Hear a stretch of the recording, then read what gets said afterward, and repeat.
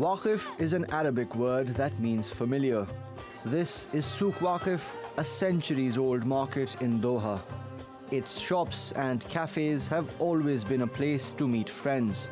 But shopkeepers say many familiar faces no longer turn up. Many Saudis used to come here, Emiratis too, but nowadays we don't have any customers from there. That's been the case since June, when Saudi Arabia, the United Arab Emirates and other neighbouring countries imposed a blockade on Qatar. Most of the food sold here used to come from Saudi, so many were alarmed when the kingdom shut down the land border and stopped the flow of goods and people. We were shocked and afraid about getting food, but we were not affected, and all the products were soon available. As the world's largest natural gas exporter, Qatar has deep pockets and dependable friends. Its state-run agricultural company, Hassad Foods, quickly lined up alternative suppliers. It took us literally 4 days. 4 days. Day 5, there was oversupply in the shelves. Don't tell me how we did it. It did happen. And through the first 24 hours, planes start landing. 3 weeks from the blockade, we start exploring new routes, which was land plus sea, coming from Turkey or from Azerbaijan, through Iran, through Bushehr to us, so land plus sea. These shipments are landing at a new mega port on the outskirts of Doha. The government's already making deals with its new suppliers to set up processing plants at Hamad Port. That will ensure goods get off ships and onto store shelves even faster. Milk, cheese and other food products from Turkey began lining shelves here within hours of the blockade. They helped stop panic buying and reassured the people at a time of crisis. And the deals in defense, trade and transport that have followed since are keeping Qatar's economy on track. To do that, Qatar needs to keep the export of its natural gas flowing. And so far, that's gone on unimpeded despite the blockade, even to the countries that have imposed it. Better ties with Tehran would help Doha tap gas reserves from a field it shares with Iran. And that would make Qatar an even more formidable player in the global energy market. But Riyadh considers Tehran enemy number one in the region and staunchly opposes this friendship. So gas may also be the reason that's dividing the Gulf. As long as Saudi Arabia and Qatar compete to dominate the world's fuel supplies, the blockade is likely to remain in place. And that could mean a long time before old friends return to Souk Waqif. Mobin Nasir, TRT World, Doha.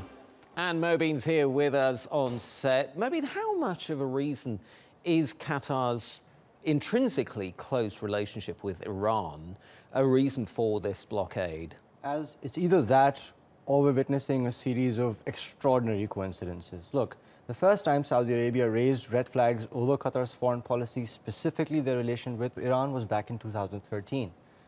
Something else happened around the same time. Iran and Qatar announced that they would jointly be boosting gas exports, gas production rather, especially from what is called the North Dome. Of course, that's the gas field that they share, and it is by far the world's largest gas field. Of course, developing that would help Qatar, but it would run against Saudi interests for a couple of reasons. First of all, of course, it would give Iran access to a lot more gas and hence cash. But also, Iran has not been able to get its pipeline projects off the ground. The Turkmenistan, Afghanistan, Pakistan, Iran pipeline, the Iran-Pakistan-India pipeline. So they need another way to get these products out. And Qatar is also the world leader in liquefaction technology. If they are able to acquire that from Qatar, if Tehran is able to acquire it, they will then be unbound from these regional tensions. They can ship it out anywhere to the world. And of course, again, with Saudi, that would not sit well. It must be kind of frustrating in a way for Saudi Arabia, because it is now looking to shift its power sources, its energy sources, to natural gas. And it sits right on the edge of all these reserves, as you say, but it's being forced to look far and wide for natural gas. But do you think Qatar has the financial resources now to weather this blockade for years to come?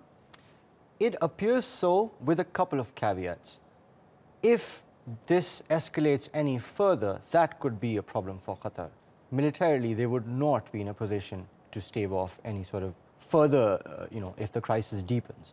In the current state, of course, we've seen that their economic ties were not very deep to begin with. So as soon as they are able to set up the localization that they are trying to accomplish, they should be better off. But the other caveat, of course, is that this is a spoiler for the private sector. Look, we've heard of a lot of banks, multinationals, who are having to choose between the two sides here. And of course, that doesn't work well for business. So this will, at the very least, stunt economic opportunities and growth for the entire region, not just for Qatar or for Saudi. Well, I'm glad you brought up the whole region because, as we know, in Qatar, a lot of the population is actually from overseas, from places like India and Pakistan, the Philippines. And a lot of those countries and families in those countries depend on remittances from there. Has this blockade affected those people and, by extension, all these other countries? So the blockade perhaps might not have, or it may be early to say, but keep in mind, over the past 2 years, we've seen remittances slowing down to all of these countries. Philippines, India, Pakistan have all seen the rate of growth slow down, and that's partly because of the slowdown in economic activity in Saudi and in Qatar. The story hasn't finished yet. Mobin Nasir, thank you very much indeed.